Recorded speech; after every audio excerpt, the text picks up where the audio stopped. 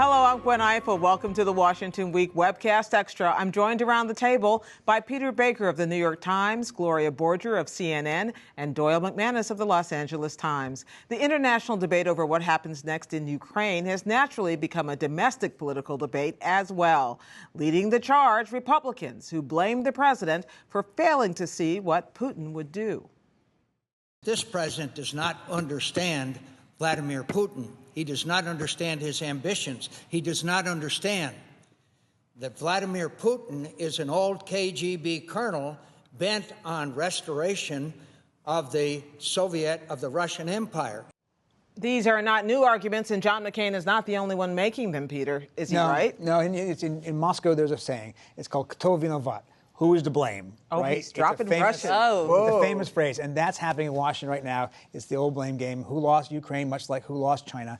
Most of the blame, of course, on President Obama. But you hear some people on the left saying, actually, it's President Bush's fault because he invaded Iraq, and that gave a precedent to Putin to do this kind of thing. And you hear a lot of people on all different sides saying, what about the intelligence agencies? Shouldn't they have forecast this? Jim Clapper saying, well, we did. We kind of knew this was happening. But a lot of circular. Which isn't reassuring, by the way, that they knew. A lot of circular firing right now. You know, I think that it's easy to always sort of try and assign blame when these kinds of situations occur. But imagine it from Putin's point of view. You see what's going on in Ukraine, by the way, during the Sochi Olympics, right? At the end.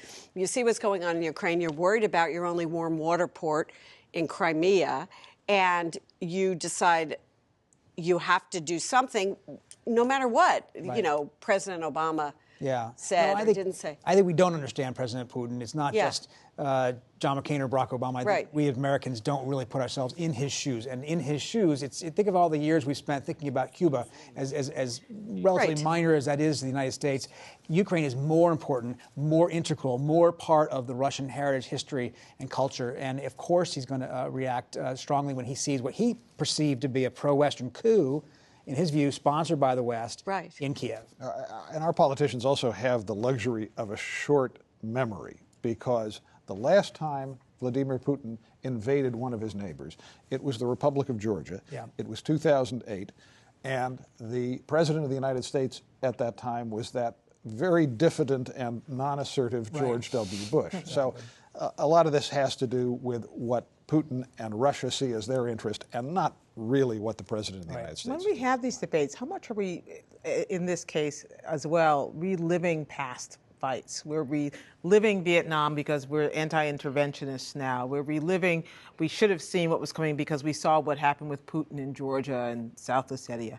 And when you look at what is happening now, everybody, and even the question of weakness, we saw Lindsey Graham saying this week, kind of interestingly, that this was a sign of weakness because of the president not defending Americans in Benghazi. They take it right back to the politics. The interesting thing about Benghazi is actually it's a different issue with Libya that might be at play, and that is that Vladimir Putin was angry that Barack Obama and the West deposed Gaddafi in Libya. He thought that the UN was signing on for a humanitarian mission, and one of the reasons why he's had such a bad relationship with Obama is because he feels like he was blindsided in Libya, not about the Benghazi attack, but about the war that took out So when Gaddafi. John Kerry says that you should not be changing a government at the barrel of a gun, what Putin hears is, who are you to say? Who are you to say? Who are you to say? Not only George Bush in Iraq, but Barack Obama in Libya. You guys do it again and again and again. You're hypocrites. Now, some of this, of course, is false equivalences. This is a very old school Soviet style thing of trying to say you can't criticize us because you are bad in this way. It's a way of deflecting things, but it does make our arguments harder. But then John Kerry flips that on Putin and says, wait a minute, what about Syria?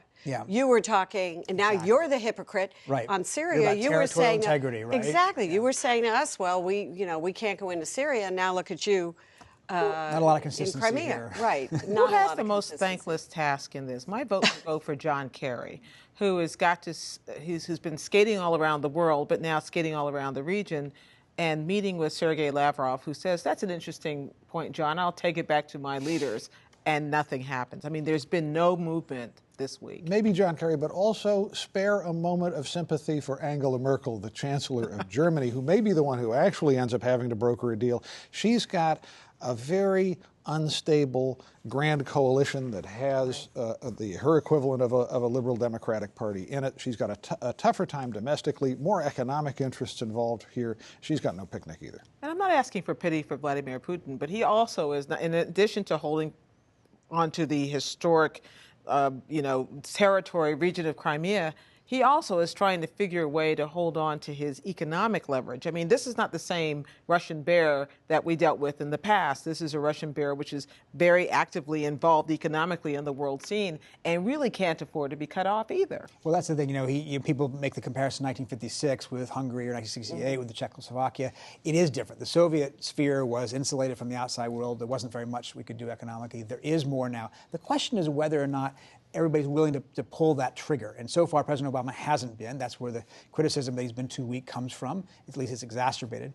The question is, will he then go further? But he doesn't want to get ahead of Angela Merkel. He doesn't want to get ahead of the Europeans who really don't want to pull the trigger that might be required to actually genuinely influence Putin's behavior. And as in any case of sanctions, unilateral American sanctions with the absence of European sanctions wouldn't do much anyway. No, I don't want to. The president has a sort of a tonal issue. It's very difficult to strike this balance because you don't want to jump into the maelstrom here.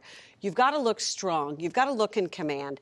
Ironically, he's got a Congress that's willing to do all the sanctions he would want to do, but he's got a Europe that isn't. So for the first time, he's got Congress behind him, and he can't rattle the do any saber rattle. John Kerry actually has been. Like John Kerry gives the more full-throated, he does.